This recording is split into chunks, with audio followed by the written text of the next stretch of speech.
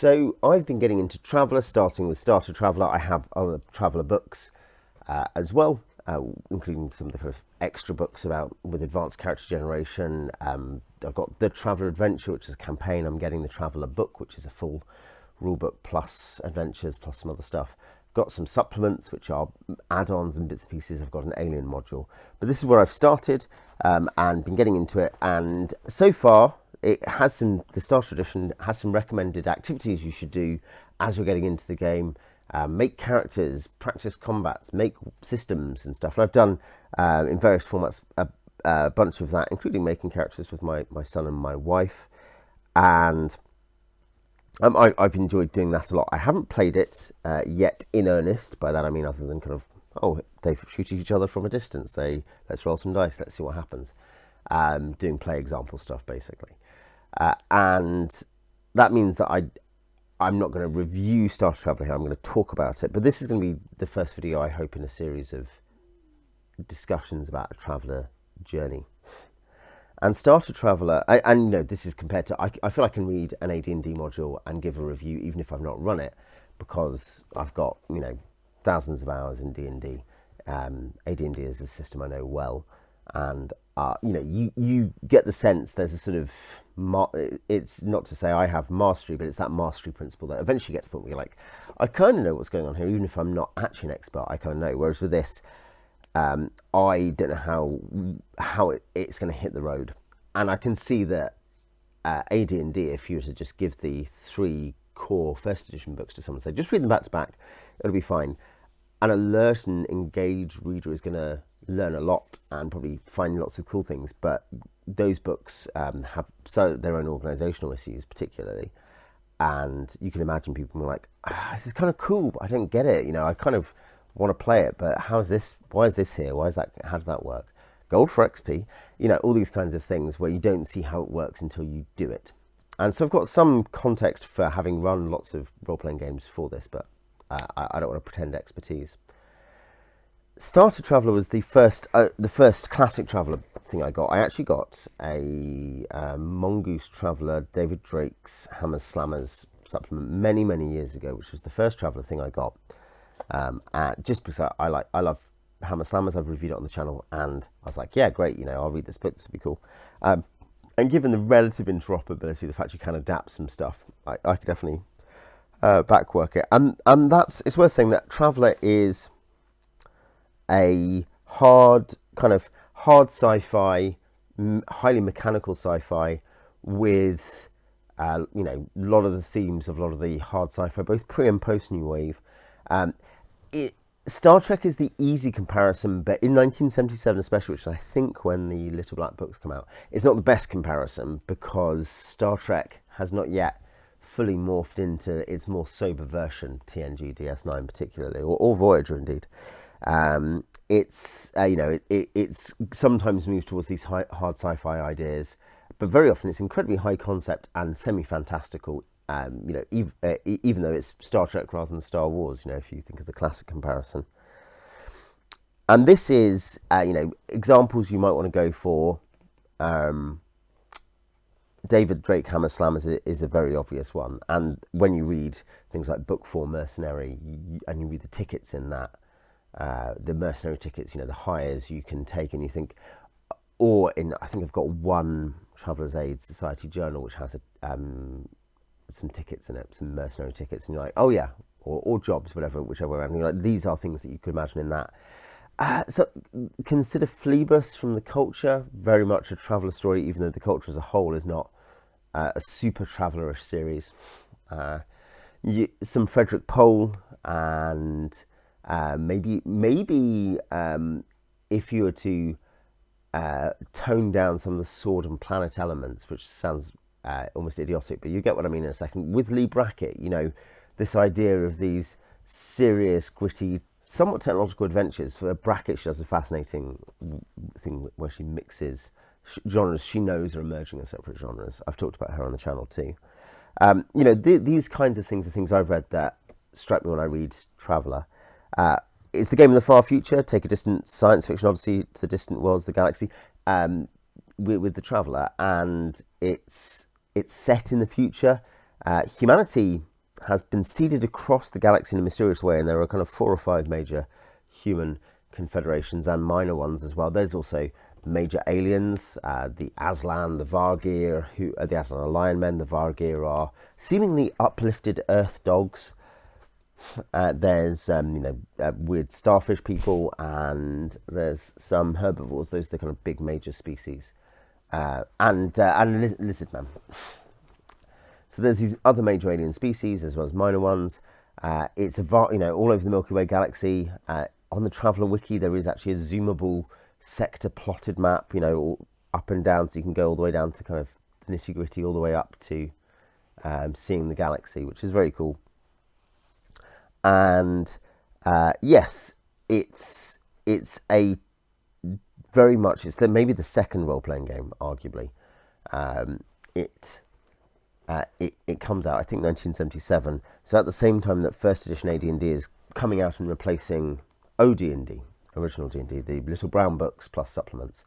And it follows that model, by the way, with the 3 Little Black books and extra books and supplements and other things in digest form, which I don't have one on me here. I've got them in the bookshelf, but like this big. And into the 80s, they head towards this format, basically letter size at A4, that sort of thing. But yeah, you can see the influence from D&D. There are some things where actually you can see a very direct mechanical influence, and you can see kind of aesthetic, stylistic influences, genuine ones, even though the genres are very different. But that's not all, that's not everything. It is highly original and does a lot of different things. And there are some significant structural differences in design which are worth talking about, which I want to talk about a bit today, especially for my significant AD&D cadre of followers. But it is a game that amongst those early games, and I'm thinking of other games into the 80s which I'm familiar with, and of the first big generation. You've got Gamma World, which is really it's a development of Metamorphosis Alpha. It's a D&D game, really. That is similar to D&D, and you can run D&D like campaigns in a mutated nuclear future in that. Pendragon or Call of Cthulhu from Chaosium, or they are much more what I think we sometimes call trad games, which sounds funny because that sounds like the oldest, but trad being this system of kind of like, there's a storyline that you kind of advance through. You can fail. It can be quite serious. It can be very satisfying. Warhammer Fantasy role-playing game is similar in this way, that the way that the game works is by designing a series of challenges, and then you advance through, and maybe there's a bad guy at the end, whatever the objective is. Whereas Gamma World, AD&D are designed to be more open. Some people I think have said, and Rune Quest, which is Chaosium, and Fantasy Trip and Hackmaster tend more toward that more world first, player neutral, challenge driven sort of game. Traveller very much does that too in many respects, not all. And both you see Traveller certainly is one of the first examples of one of the first examples of a meta plot developing in the 80s, both through its Secret of the Ancients trilogy, and through it's drawing kind of about why is humanity all over the galaxy, and why they're uplifted dogs and things like that, and why they're weird artifacts, and also through the fact that it, as it develops through editions, and this predates the dates predate doing this with the Avatar trilogy for second edition AD&D. The world changes there's been a war between the Imperium and the Solomani, and the borders have changed, and now there's anarchy in this way. Now there's rebellion, and the Imperium has collapsed. Things like that over the course of the editions, and so there's a big thing you reading about people's preferred eras of Traveller, so it shifts towards this kind of more meta plot centric and plot centric thing very early, as does D&D really. When you look, by the time this comes out in 83, Gary is still in charge nominally at TSR, but his days are numbered really, and there's only a few more things that he's going to get through doing before he leaves. So yeah, it's an interesting capsule of an early game design philosophy that basically disappears. I've argued on this channel in the 90s, the game that is most like these games, role-playing games that comes out in the 90s, is Warhammer Quest. And so you could add, some of the Hero Quest design into that as well. But Warhammer Quest has this sort of, you go and you have to get through a dungeon, and your gold is used for training. So effectively it's XP in that case. And that's how you get to the next level. And it's quite high danger. The general thing is advancing through, if it's a given set of deeps in a dungeon, advancing through the dungeon to complete the adventure. And if you can get your character to become more glorious and powerful, that's great. But like it's modelled that way rather than there is it's about these open maps that you go and explore and about the treasure you get from it, which is weird because that kind of dies out, and you see it dying out already a bit. I would say I really like Star Traveller. I'm saying that there are warning signs of what's to come. But actually, Star Traveller is an exemplary product as far as I can tell. It's both fairly easy to use. It's fairly well set out, actually. It is, I'll show you, it is not gentle. It is double column. This is 64 pages. The charts and tables, which is the other book, and you need both, is it 32? 24. And essentially the idea is you have the rule book open on the rules that are relevant, and then you have the charts clearly displayed, which are usually on 2-page spreads above it. So when you're generating worlds, when you're generating characters, you have that separation and you're not flicking in the same book. And this is, of course, an advantage of multi-book systems. In this case, it's an interesting decision and not at all a bad one, though it's kind of unusual. It sounds weird to say that, but I had to get used to it, that you're referring to the separate book. And there's just, you don't actually have all the rules in here because you don't have the actual rules for character generation. You're told roughly what you have to do, but all the actual things you're going to do are on this. Star Traveller, as far as I can tell, misses 3, and add any more in the comments, Traveller heads, but from what I've read, it misses 3 things, or changes 3 things from the core rules. It doesn't have the very limited skill training system. Basically, experience and skill is a nominal small thing in Traveller because it takes a long time to train. It may be worth it, but it's something which is, small in terms of its importance. It's not the same thing as leveling up. And there's a big design decision there, actually, which I think is worth thinking about. But yeah, that's something that's missing. Drugs that are not side drugs, other kinds of drugs, anti-aging drugs, and I guess like speed, I don't know, whatever. Other sort of useful things, they are not in this. And and I think Starship combat is simplified from 2D vectors to just range areas, which is similar to the personal combat. Other than that, it's pretty much the full game, but framed slightly differently with some slightly different information. It also has 2 short adventures, and some advertising stuff. And I did get, Mike up here to get the original dice, which my wife hates, but you must use in character creation. You don't have to use in combat, but in character creation, there we go, you have to use those. It is a D6 game, generally speaking 2D6. There are a few things where to do with damage and stuff. Basically, most tests particularly, and character generation and world generation are 2D6. Some things, and this is specifically, as far as I can tell, chiefly to do with damage or not. You have a double mission printed front to back, so Shadows and Mission to Mithril, and you have player handouts for each of them, like what pre-generated characters there are, what ship is, what equipment is, what the mission is. And then you have on glossy paper a geodesic map of Mithril, because you're exploring across this world, and you have this is aerial view of the pyramids that are the mission in Shadows. These are both also available in double adventures. There are also single adventures which are more detailed, and there's very small adventures as basically functionally the same as, including here there are some patrons which are kind of small missions, or missions you can expand into big missions if you want, and tickets for mercenary companies. There are some of those scattered about both here and some of the supplements and in the Journal of the Traveller's Aid Society, which I have one copy of. Yeah, so there's a lot in here. It's got all the rules you need to play. It's got some extra bits and pieces and advice, including some for patrons. I think it has like 4 missions to start with. It has a brief guide to designing the game, the campaign, what you do, and it has 2 adventures.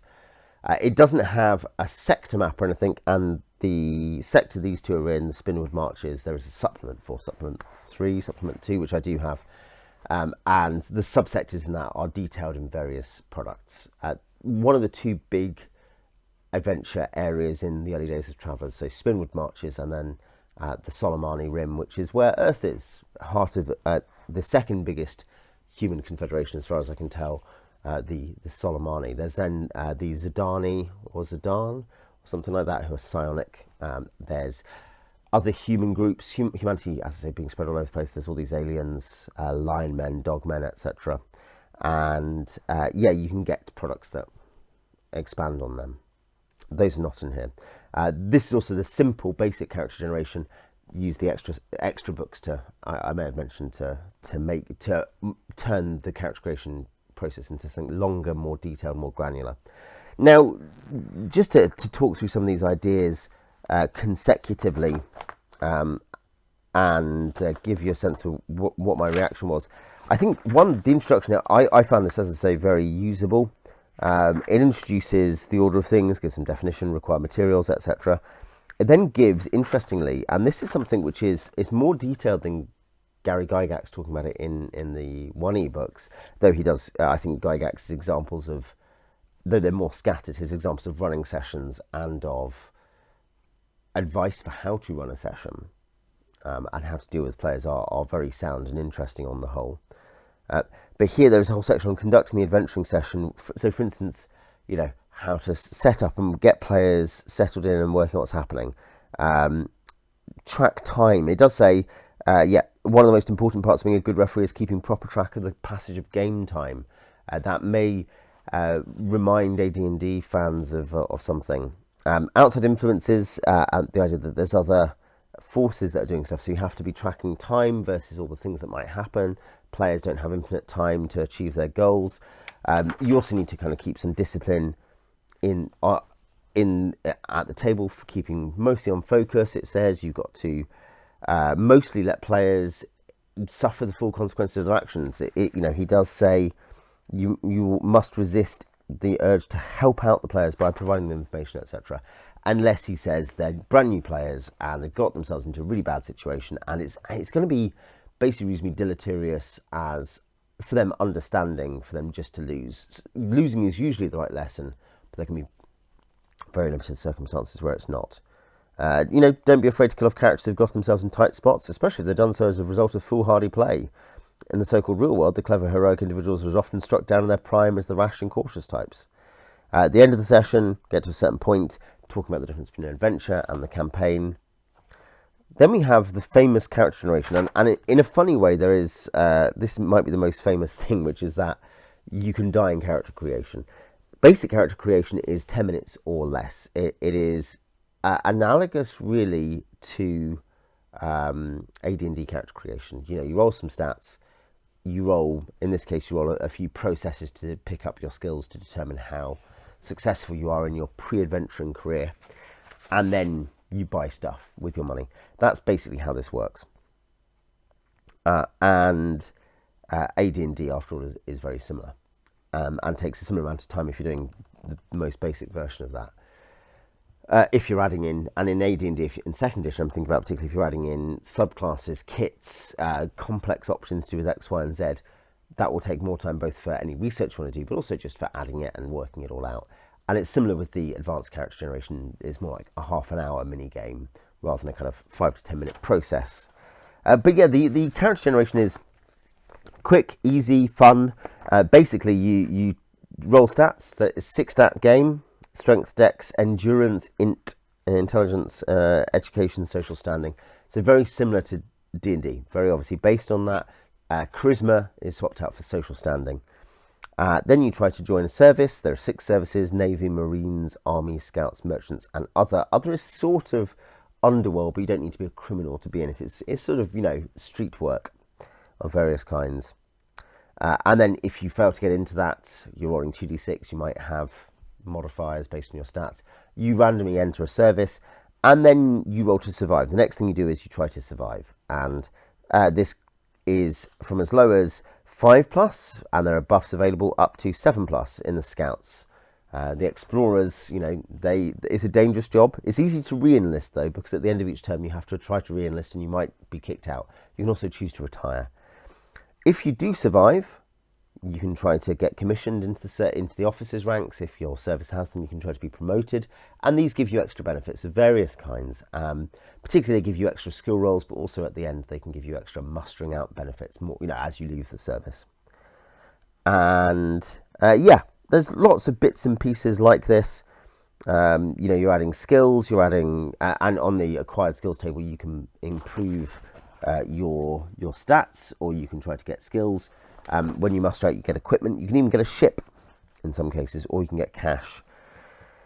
And so on and so forth. You're getting this stuff, and assuming you don't die, you'll end up with a character fairly quickly who's good at some things, has some bits left over from their adventuring service, from their career, and now can adventure. What the advanced character generation does, as far as I can tell, is, well, from having actually done it, is it granulates that, and it gives more options and tends to lead to slightly stronger characters, I think. They can still die or be injured out of service. There's an optional rule that your character, in the Starter Traveller as well, that if you roll a death, you can choose it as an injury where you don't add it for mustering out benefits. I think you do get skills. I forget which way around it is. And I don't think that's, as much as it seems weak, I don't think that's a ridiculous thing. In the end, you want to get some characters to the table. Great. Of course, it does remove from the risk reward. This is the big thing of the dying thing, is that what happens when you have a 5-term Navy captain and you're pushing for rank 5 and you're pushing for admiral in the most elite and high standing part of the group and service, with a bunch of cool stuff that you can get from it. Do you take the risk to try to push to admiral, or do you go like, I'm going to bank my winnings? And that is a fun thing. So there is some question there about the optional rule, but I thought it wasn't a stupid solution to the problem of, well, is this really fun for my character to die? There is a clever thing, the UPP, the Universal Personnel Profile, which is a 6-number or letter, kind of hexadecimal style, where once you get to 10, you go into letters and stuff. That's the charts. Character creation is fun and simple, and you can do it very quickly. Combat is deadly. Basically, particularly because the first time you get hit, it is likely statistically to be worse than the second or third times. And essentially, combat is a case of pouring weapons onto someone. There's modifiers to hit. You have to get a certain amount to hit. There are modifiers 2 and 4, 2 and against. If you have high abilities, you might get bonuses on doing it. If you have low abilities, you might get penalties, and cover and so on affect this. Range affects this. But you're trying to roll the damage dice you have to empty out at least one of your opponent's physical abilities, which are also temporary hit point pools functionally. But that does mean that if they have a dex of 4 and you randomly hit their dex the first time and you've got 3 dice to roll, you're going to knock them out pretty much straight away. So it fits that. Games like Star Wars D6, which has a similar kind of dynamic of being super deadly, basically. In Star Wars, you don't get hit. Your solution is you don't get hit. There are things where, or maybe you take a hit and then you hide, because you take a hit and you're already kind of down 2 levels of injury and you're taking penalties and you've got to get out. So yes, I think there's something of that here, that combat is necessary, but combat is, to use a cliche, it is war, and you want to set yourself up for it. It uses, in Starter Traveller at least, it doesn't say, set up a board. Squares are 3 inches, or whatever. 3-inch moves. Oh, sorry, squares are 1 inch. You have 3-inch moves, that kind of thing. Ranges are in 3 inches.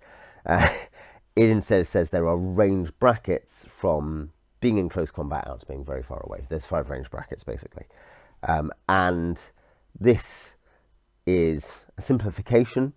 And it's given, you see maps and stuff sometimes pick up with detailed enough maps to do more maneuver than that. Presumably that's an option.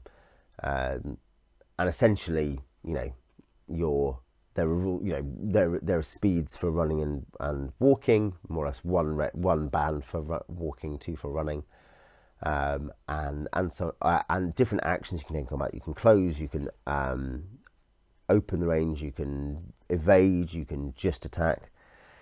It's a serious workable system. The skill system, by the way, which comes under character generation, is also workable. It applies to combat as bonuses on your die, and you can have penalties to your die if you don't have skills. But the skills are asymmetric. They all are mechanically descriptively the same. Vac suit 1, blade 2, but they are not mechanic. They're not kind of in action the same, because it may be that in one case it's just a flat dice modifier, in another case it's actually like, oh, if you have 1 level you can do this, if you have 2 levels you can do this, that kind of thing. We've got rules on travel, and because relating to how ship design works, there's pretty serious stuff about engines and how far you can go in a system and between systems, and the idea of how jump drives work, and the reason that some planets are better connected due to the fact that essentially you need to be able to jump somewhere and then work you out to the next place, and so you want to use routes. And Star Wars does this quite well as well, actually. Typically Star Wars D6, big on these are the hyperspace routes, and so it's hard to explore off in random directions because you don't get anywhere, you get lost, you're not sure what's happening, you may not even be able to jump somewhere that is jumpable to, that kind of thing. There's pretty serious rules for that. And then in terms of the actual issue of designing ships, there's a very detailed section, about 10 pages of purchase, expenses, revenue, and design. Design is a big thing, classic part of travel as far as I can tell.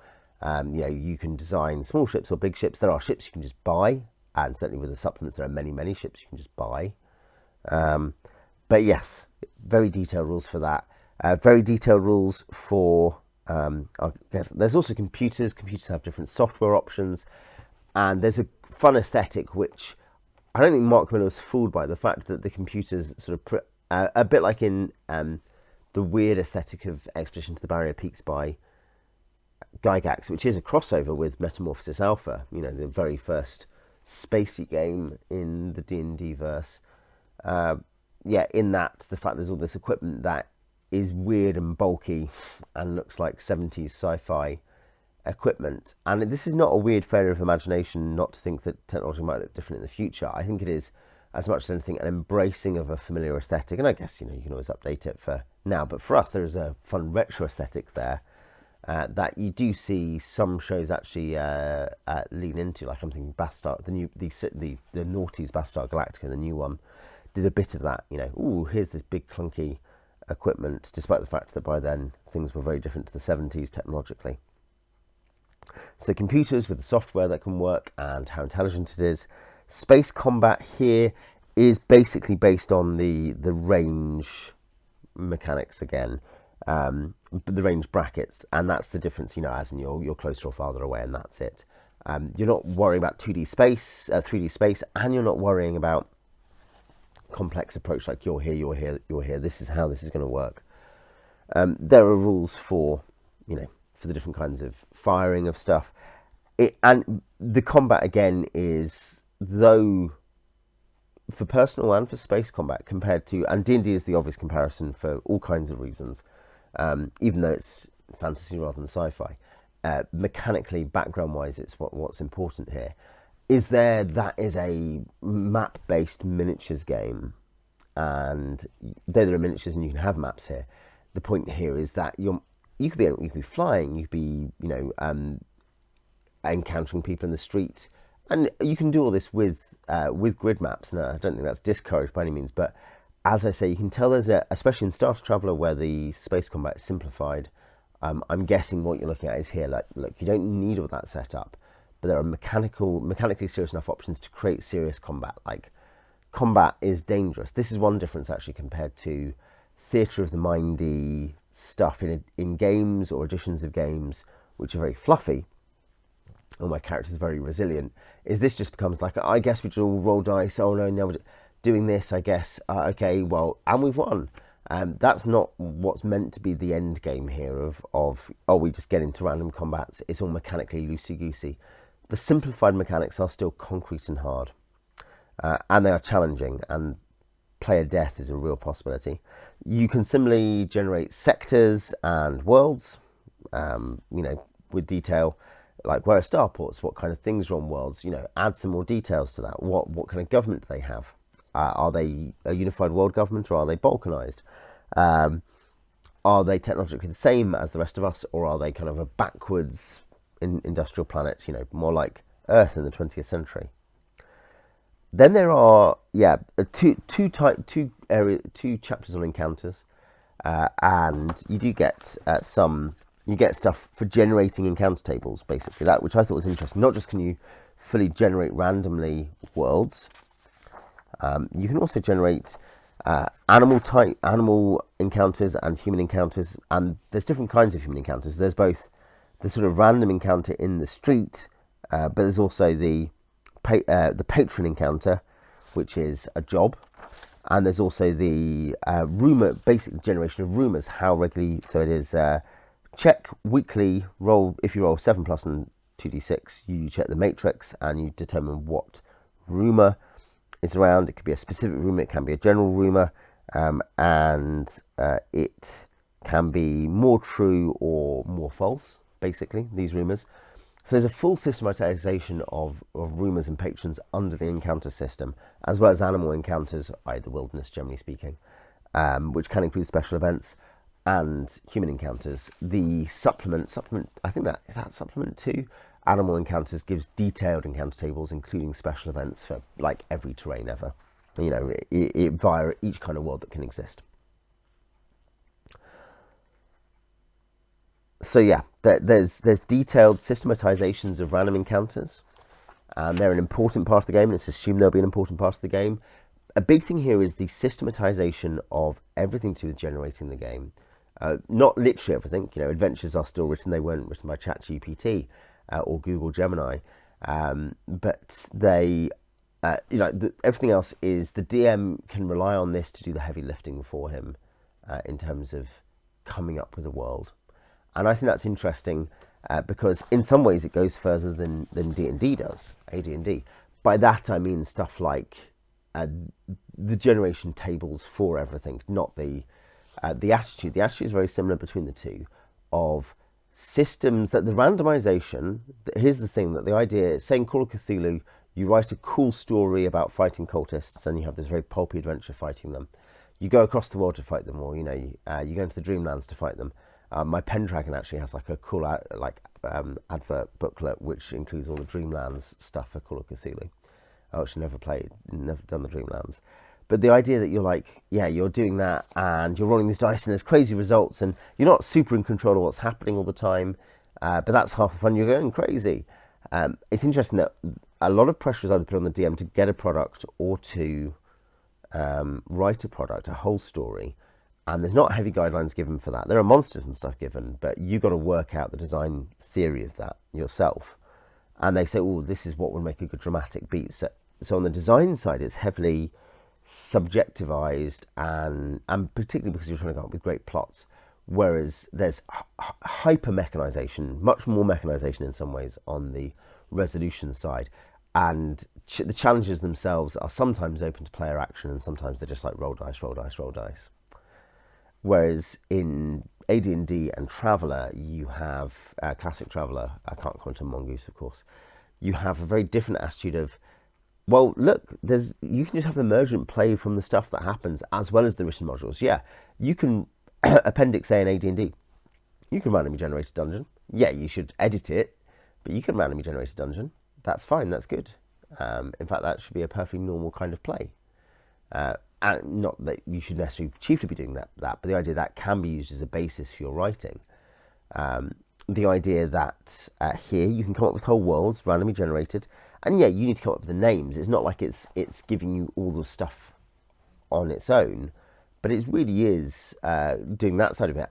But then on the challenge side, this is something where, yeah, stats matter, but like AD&D characters to a significant degree, classic Traveller characters seem fragile. They're fragile in combat, certainly. And nous, decision-making, canniness, resource use. And resource use, I think, is an important thing when you look at the missions, and I'll look at them a bit. But you look at the actual missions provided and other ones I've looked at, and you realise, here's another similarity, is that this kind of players using resources to solve problems and weighing those resources against their benefits, things like that. It's a very different attitude to, and you might say, but surely all these games have resources. But I'm rather saying that rather than rolling dice to break problems, you may sometimes be able to use dice to break a problem, and combat obviously has dice in it, but you're often using kind of the inventory, as it were, and the logistics and the planning. And it's part of what changes inside D&D is that this stuff becomes increasingly less important until eventually by the back end of 5e, I think we've basically largely thrown it away. It's not where the game is at all. After a brief resurgence at the start, 4th edition and 3rd edition both have these mechanizations that pretend to be like that, but are sort of about subsectors of the game. In 4th edition combat, you have, resources for combat specifically. Nothing else matters. And for 3rd edition, you have kind of the character design game. But yes, the idea that you manage resources well for the whole adventure, and you manage emergent situations that sap resources. All of that's very similar. And the kind of the assumption of what a lot of games will consist of looking at different jobs or tickets and taking them, like rumours and adventures. Stuff about trade and commerce, there's mechanization of how you buy and sell stuff and what you can do to affect it. List of equipment, list of vehicles. Psionics are included here, and basically you can pay a lot of money to be tested for psionic ability, and if you have it, you start getting psionic powers. You start practicing, you start getting trained, and you can go into those different schools of psionics, and that's fun. I like psionics in AD&D. I heretically, obviously, you'll know this from watching at least the Dark Sun game, I use the 2nd edition psionics rules, which I think the most controversial thing there is actually that they're tied to ability scores. You roll ability checks, but here you have strength. You basically have a certain amount of raw strength and a certain amount of training, and you then can spend your psionic points temporarily on the abilities, and they can be telekinesis, empathy, teleportation, whatever it is. And then at the back end of this, and again, all of these are accompanied, I think, pretty much up to psionics is the last section, pretty much.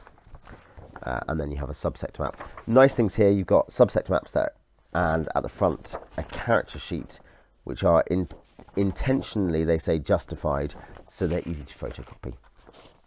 Good form. Finally, you have the last 4 pages, I guess, or whatever, are about running the game. You've already had a bit at the start about how to run a role-playing game. At this point, that mattered. I think nowadays, someone writing a fantasy heartbreaker that sells, 100 copies, and it's got a section on how to run a role-playing game is obviously ridiculous. There's something kind of surreal about it. But here, it mattered. This was also a starter set. And I think there's a comparison not to BX or to Holmes Basic, though I think Holmes Basic, in a way, there's a spiritual kinship with Holmes Basic, even between that and that, compared to BX. BX becomes its own thing, and for good or bad, and I think design-wise, not necessarily for accessibility and products are often good and great for BX, but design-wise, I think goes off in a bad direction. By that I mean it doesn't get the design parameters it's trying to fulfill anymore. But here, this is equivalent to that, but really it's equivalent to B2. Gary in Keep on the Borderlands, giving a bunch of advice about running the game and selling it to players and selling it to the DM. The back end, it says, basic travelers, first activities, well, you can generate characters, practice combats, you can build starships, practice space combats. Then you need, you're moving on to adventures. So you're going to define a subsector, produce a world, come up with presumed free trader situations, check out Psionics, assume the characters you created have been sponsored to get their Psionics checked, think up some situations. I think there's something fascinating in it. 1983, at a point where you didn't have this kind of weird hobbyware as in the 90s and really in the noughties, where people are buying RPG books. And I'm thinking about things like White Wolf or whatever. And they don't play any games. This isn't that world where there's no one to play games with, and the hobby has spread wide enough but then thinned out, so that actually it's quite like butter spread over too much bread. Instead, you have a very popular hobby, but here it's like, hey, this is just stuff you can do on your own. This is a really good approach in a starter product. It's funny that you like organisation, should it be at the front, but actually it's logical, it's at the back. You've read how to run a role-playing game, you've read the rules of the role-playing game, you've read the, and now you're at the back getting advice. Play Traveller. And then Referee's Guide to Adventuring, you've got some stuff about how to make adventures, how to run campaigns, and then some beginning adventures that you could do, some initial encounters, and of course there are the two adventures in the box, which we'll look at briefly before we end. So yeah, you've got loads of stuff here. It's there are a couple of points where, as I say, you start to see what's going to is happening in Traveller, is going to happen more in Traveller. I think by this point you already have at least two parts. Adventure, yeah, you've got Adventure 2 and 3, Research Station, Gamma, and Twilight's Peak, which are the first two parts of the Ancients trilogy. The final one is Adventure 12, so it comes a bit later. But you also have is the Traveller book out at this point? I don't think so. No. You have the basic books. No, I thought Traveller book was out by this point. Anyway, the point is the Traveller campaign has a bit of this as well, where it kind of has some just explore the subsector or the whole sector of the Spinwood Marches. And it maybe there's different kinds of jobs you could do, but it does very much have here's a sort of storyline to follow. And there's an inevitability to that when you move away from strictly location-based adventure. And here's something which this is good at, and the two adventures in this do, is location-based adventure is important. Just go somewhere, do a job. It doesn't matter whether it's part of a plot, you just go and do a job, and that helps you advance. We'll talk about advancement in a second as well, actually. But you see some of that kind of rot here as you see adventures can be classified by their settings, patrons, situations, and catalysts. Each is independent, but they can contain one of each. An adventure can be multiple things. Settings, the locale. Patrons, the NPCs who push it. Type, the type of adventure. And catalysts, what kind of pushes you. Now, type is what's interesting. It could be the chase pursuit. It could be the assault rescue. It could be the discovery exploration. It could be the enrichment. The enigma mystery. And then, or the novelty adventure. You've got this sense that... there's all these kinds of scenario you could be in, some which are location-based, some which are situation-based. But there is this comment under the issue of setting is, the word indicates a setting which is geographic in nature. It may be a complete world, or it may be a mapped area, or a small portion of the world. But the choreographed novel involves a setting already thought out by the referee and presented to the players. It may be any of the above settings, but contains predetermined elements. As such, the referee has already developed characters and settings which bear on the group's activities. Fine. This is an adventure. And they are guided gently to the proper locations. Properly done, the players should never know the referee has manipulated them to a foreordained goal. Here we have the change in the wind, a move towards strictly story-based adventuring. This is not that, but I think it's interesting you see this as early as that, and you see it not, though it's never something really, even as late as Legendary Adventures, where kind of there's a sop thrown to this. Gary Gygax never gives into this in his published products. It's a strange thing where there are things where it's like, now this is your mission, you're doing this, but it just says that, and it's because he's running these modules at tournaments. People turn up and he said, today you're attacking the giants. But here, this idea, there's a novel, it's a story, and you've written the story, and the players need to be tricked into doing it. And that's literally what he says. I'm not exaggerating. They need to be manipulated into following the choreographed novel. There is something there where Miller obviously has kind of is in two minds about what this game should be. Should it be something where players decide to go this way or that way? There's lots of patrons, lots of rumours, which he's mechanised, he's put there. There's even examples, patrons, which are good ones. Or should they do a story that you've come up with, which is obviously going to be better? Yeah. The patrons, I should say, there's 4 of them. And interestingly, each of them has 6 potential states. You roll a d6 to see what happens, what complication happens, or what is really the case. So, for instance, the nervous merchant, it could be that the merchant's telling the truth, or it could be something else happened. The newlyweds who are eloping, it could be that they're exaggerating the family being angry, or it could be that both families trying to kill them, or it could be one family trying to kidnap the other, or whatever. It could, in the lady in white robes, it could be that she is telling the truth about her brother being kidnapped. It could be that she's actually, because she's arrested in it and taken away to a mental asylum, or it could be that she's actually crazy, or it could be somewhere in between. And it gives you a situation, it gives you options, it gives you potential rewards, and that's interesting. And then they're adventure seeds, or micro outlines, very small outlines, let's say. And you get this, I'm thinking, you get this in many games, but say in some Star Wars D6 supplements, like the Great Platt's Starport Guide has like an adventure outline, and which isn't a full adventure, but it's like semi-detailed, and then it has adventure seeds as well. Or a GURPS Discord, of all things, has a couple of adventures, but it also has adventure outlines, and it has adventure seeds, which are kind of more like a paragraph. Patrons are really a paragraph in that way. And there is a supplement which is just full of paragraphs of patrons and mercenary tickets as well. And book 4 mercenary, book 4, mercenaries 4 or 5. It kind of gives more of those. That's the book 4. That's the idea. That you get lots of these little ideas, and you scatter them around, and people can take different jobs. And of course, you could say, players, this is your rumour for today. But also, given there are rumours emerging and stuff, and given that the idea there might be different things out there and players could choose to trade instead, that's an assumed activity. Enrichment is a type of adventure. There's a lot going on there that, looks a lot like that D&D game where there's the job board, the rumour list, etc. I think about my Open Tables Realms game on my Discord, where there is a jobs forum, which there's just one where I put up the jobs for the season. There's jobs, there's rumours, and there's other, and they can follow what they want, but this is the stuff they've heard. People can pick up new rumours when they go to different places as well. I've got in my Greyhawk campaign, they've just gone to a city, Verbabonk, and they've picked up some rumours there, which does mean you often are then generating stuff pretty rapidly off your list of possible materials. And it fits that. The adventures, let's talk about the adventures, then we'll finish up by talking about a couple of other areas of, what kind of game this produces or looks like it produces. I'm not talking about what it does produce, that's very different for different people, and I'm not an expert on it by any means, but like, what do the mechanics suggest?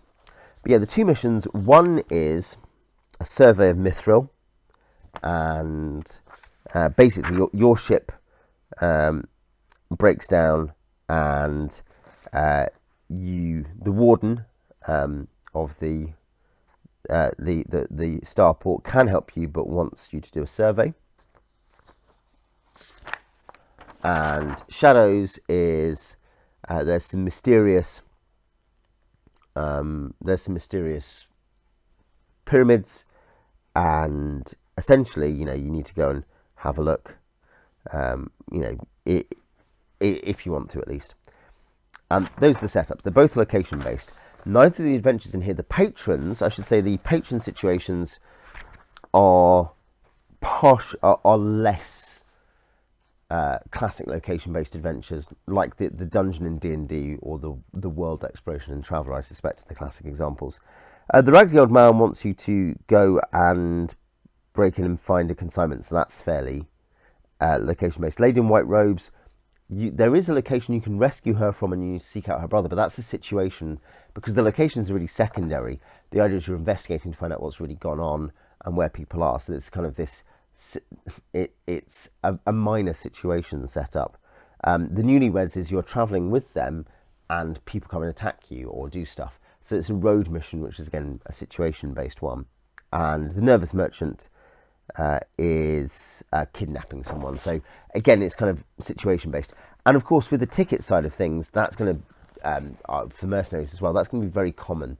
And that doesn't breach the classic style of game for it to be situation-based or whatever. That's in there in the beginning as well, even sometimes within location-based environments. So an obvious combination of that is N1 against the Cult of the Reptile God for AD&D. But these are both much more neutrally situations, and then they have setups where you're forced to, forced by that, I mean, you're told at the start of a session because you play a different adventure each time, or because you're turning up a convention or a game store. We're playing this today. You don't, obviously, actually what you do is you just put the missions out there. The warden at Mithril wants a survey. You need to survey, they're survey jobs, both of them, aren't they? One, though, is you go into sort of a dungeon which has, I'll say for shadows, the mapping is slightly complicated to imagine. The aerial view is fine. You have you have basically a keyed maps. There's a side view going from 1 to 14 to 15, and then you have interior level locations. There you go. You've got some maps there, and it's got a key, and so it is a dungeon essentially. You search stuff. You might find skeletons. You might find an atmosphere tester, and there's animals inside, so the chance of animal, so small snake skeletons in one room, but there's also actual animals in and around the whole place. And it has timings for how quickly you move between locations. It has sort of traps, essentially, and discoveries, that you have to solve. For instance, the fluid in the depression will vaporize if subjected to great heat. Specifically, if an energy weapon is fired, its contents will vaporize after 3 shots. It will immediately begin refilling from the drain pipe, but several skeletons have caused fires, and the intelligent aliens who built these pyramids will be visible at the bottom. So there's kind of puzzles to discover stuff, and of course you're trying to get paid doing this. Mithril is you are trekking in an ATV across the place to try to find stuff, and there's different locations. Procedure table telling you what you need to do, the phases of the journey. It mechanizes the whole way of having a journey on, I think it's an Arctic world. And there's events and encounter tables for different locations, the ice shelf edge, the ice plain, the rugged terrain, and how many hours it takes to cross those hexes. So it does it that way because you're using an ATV. You don't need to worry about movement rates as long as you're in the vehicle, and if you're not in the vehicle, you're in trouble. But if you're in the vehicle, then you can travel, and there's lots of different terrain events and encounters. There's 28 of them. There is an animal encounter list for when you're there. There's a fun, by the way, the animal system is, I think it's somewhat renowned for this, but the idea that it simplifies animals to what their function is and what their action is. Are they hunters? Are they killers? Are they chasers? Are they pouncers? Chasers, pouncers classically, many of the cats. Chasers classically, wolves. Grazers, intermittents. So grazers constantly graze. Intermittents walk around. They migrate to graze. Things like that. Filters. Most famous are world barnacles, but you could have like land-based filters which are large enough to be dangerous to humans. Points you have to. There are 3 main points you have to survey. And there's stuff about temperature and weather, your food and supplies, and about the vehicle using the ATV, what kind of damage it can take, 3 different damage tables for where the damage happens. Highly mechanized, highly serious. These are, as far as I can tell, both, I mean, I think they're considered to be good adventures. They're adventures chosen for this, and Shadows is also in the Traveller book. So these are popular adventures, and it's interesting they're both location-based. They are the most familiar, really, in D&D terms at the time in 1983. There's obviously all these situation-based ones, and the patrons point towards that. So yeah, it's an impressive game. I have enjoyed reading it. I've enjoyed starting to experiment with it. I'm looking forward to running it very soon, hopefully in the next week, in fact. But yeah, it's great. all for it at a theoretical level at least, and based on the fact it's already given me the pleasure of doing stuff, of creating characters and so on. I think there's some interesting ways that the mechanics point towards that challenge-based game by the fact that combat is very lethal, by the fact that skills aren't though you roll to do stuff, and in a way, as soon as you have detailed skill systems to do with doing activities, by that I mean like doing the basic stuff you're meant to be doing, like flying a plane, you run the risk of a sort of monotonous roll dice to solve problem mechanic, which is combat can become like that, but combat in AD&D is highly positional, and here it is positional, but it's also so lethal that you have to use some intelligence and or avoid it to make it worthwhile, or at least make it not a danger. Whereas AD&D is this highly positional war game and functions on a kind of different level. You're often expected to have a bunch of hirelings as well, and have a little unit, an army. So yeah, it's challenge based. The skills maybe go in a different direction, which is limited in its impact in AD&D at least. But it feels minor at this point, mostly because though there are things like throw 5+ to avoid an accident in your ATV. Yeah, that's fairly easy. You might have DMs to that. You might have modifiers. But also, that doesn't need to be dominant. A lot of this is like the resource use of how to get your ATV across Mithril to these different points. The fuel isn't the problem, but the resources for you might be a problem. Shadows is how do you explore this weird alien ruin, basically, and survive. There's dangers there. But also you need to get the information. You can't just be like, oh, well, we looked at it, it was there. You need to come back with information.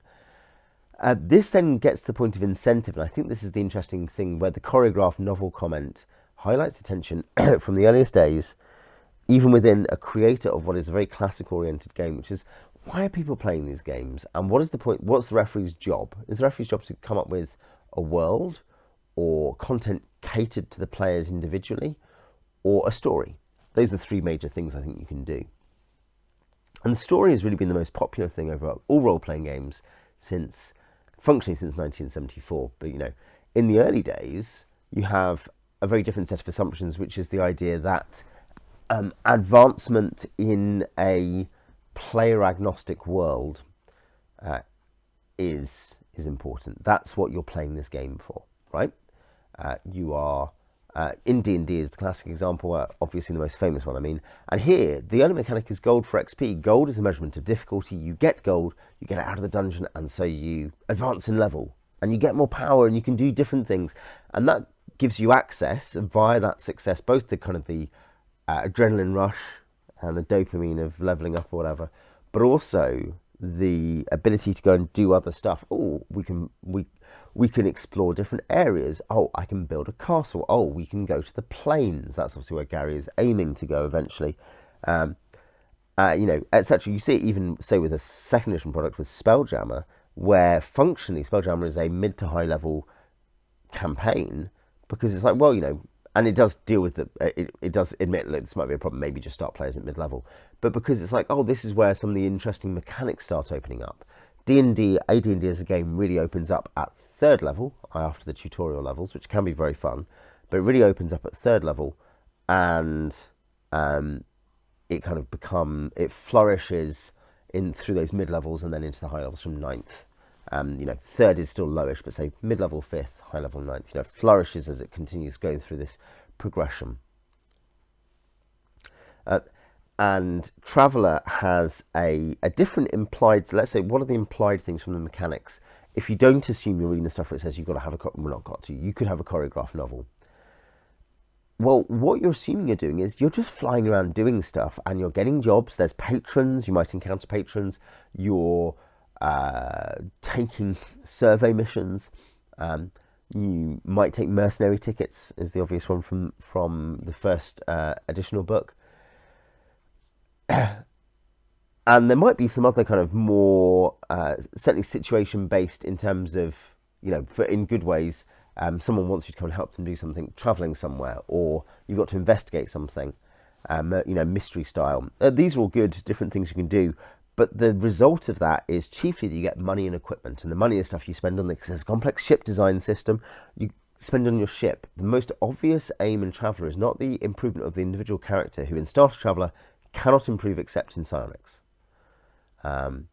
They can age in a way that damages, that, depending on how long you play in game, they can age in a way that damages their stats, but generally speaking, they can't improve in game. I guess you could easily create augmentations and stuff.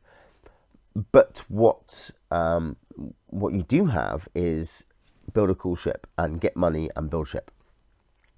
And so the cycle is about getting money to advance your gear, and maybe that, especially when you add in the first couple of books, I'm thinking about, Mercenary, etc., is the most obvious example. But Merchant Princes, book 7 as well, maybe, from what I can see. The idea that you might develop and create essentially domain style things which create different kinds of missions. You have a trading empire, you have and that's Star Wars D6. What's it called? Trump freighters. That's that, isn't it? That idea that a campaign could be about you taking cargo to and from places. Now, it's fair to say that in some ways, it might sound drier than every week we go to the dungeon and kill stuff. Of course, in reality, it's not necessarily that, and going to the dungeon can be boring if it's badly designed. But you can see that there's the sense that maybe there should be more stuff going on, and I think it strikes me that the fact the first meta plot Miller himself went for was this: the secret of the ancients. What's behind all this weird stuff that's gone on, is because the exploration thing is very exciting, and exploration as an objective and discovery as an objective seems very attractive. Now, the problem is how you mechanize it, and I think a realization you see is how you mechanize advancement, let's call it. And by advancement, I mean kind of success. Advancement in a plot-based game is you get towards the end of it, and if it's a big bad you need to fight, you get close to fighting the big bad, you stop his plots, and you eventually fight them. In a player-agnostic, world-based game, challenge-based game, the players want to succeed challenges because it's fun, and that the game is there, but they want to get to the point they can do more stuff. And I think the ship side of it is obviously the equivalent of that, or you have a mercenary brigade, or you have whatever, you have a merchant empire. That's where that comes in, I think. And it is more softly mechanized in Traveller because essentially because there's no mechanical link between the reward, i.e. you get money, and the advancement of the ship. You can spend the money on the ship, but in D&D there is that hard link. And I think my experience of RPGs, having played a lot of trad and trad RPGs and story games as well, many of which I've enjoyed, is that mechanics matter, and I think that the harder the links between these things and the more tight they are, the better. Now, what Traveller does on that note, which I think is stronger than AD&D, is it mechanizes that infamously. AD&D, Gary, I know this isn't a big criticism for me, but he's kind of like, hey, the implication is by the time you're at domain play, by the time you're fighting battles, one, you can buy the chainmail or then battle system. If you're fighting battles, they have war games rules, and war games are very important in early D&D. But also, the DMs who have run campaigns that long, and in the early days there were many campaigns that would have gone many years and so on. Nowadays there'll be very few that have really gone very long. I think that's a truism. But you know what you're doing, so just come up with the rules. And that is a lack, I think, because having a good designer give you mechanics for stuff is good. That's why we buy their games, right? And I think Traveller does that. It says, this is how you build a ship. There's no building a castle rules. There's money for the castle, but there's no this is how you generate this stuff. This is the I say that the castle is one of the better examples in AD&D where it does work, even though it's still kind of vague on it's kind of hey, you'll work your way into getting this land. Yes, at 9th level you get it, work it out. But then the actual kind of process of defending the castle and politics and stuff is not there, whereas there is a lot more of that. These are the local tensions. This is how you generate the area. And there are some examples of that, like Zarchov Kowalski, one of his modules does that. I think it's a Lamentations module, is it? Or if not, it's something closely related. Generating relationships. Is that Dunshire or whatever it's called? I actually do have it. I don't remember the name. And less attractively, perhaps I don't really like the system, but say Vornheim has dice drop relationships, things like that. You do have systematizations of that in some D&D products. You also have domain products that kind of try to fill that gap. Birthright is the most obvious, which hopefully I'll be running on the channel later this year, or Matt Colville's books for 5th edition. The idea that you fill in that gap, and Traveller does a lot of that from the start. It's also just clear how well designed a lot of this stuff is. The mechanics work. The adventures that are included here and some of the others that I've read are very good in terms of you read them and you can see how they're going to work. That doesn't mean they will be good. It may well be there are secret flaws in it. You know, the mechanics, they look mathematically fine, but you realise actually practically what happens is once you know what the risk thresholds of characters really are, it's not very good or it's too easy. But they look good. You can see how it's going to work. You can be excited about it working and the presentation, the writing is very clear. So yeah, those are my kind of first thoughts on Starter Traveller and on Traveller as a whole, but particularly on this rule set here. And I think given how close it is to the complete rule set, you know, it feels like it's a fair bet of what I think of the whole rule set. If you play Traveller, please add corrections and extra information. Yeah, generally share your thoughts and experiences of Traveller in the comments. And I will continue this at some point, maybe with a play report or maybe with some character generation fun or something like that, messing around. But yeah, I will see you next time.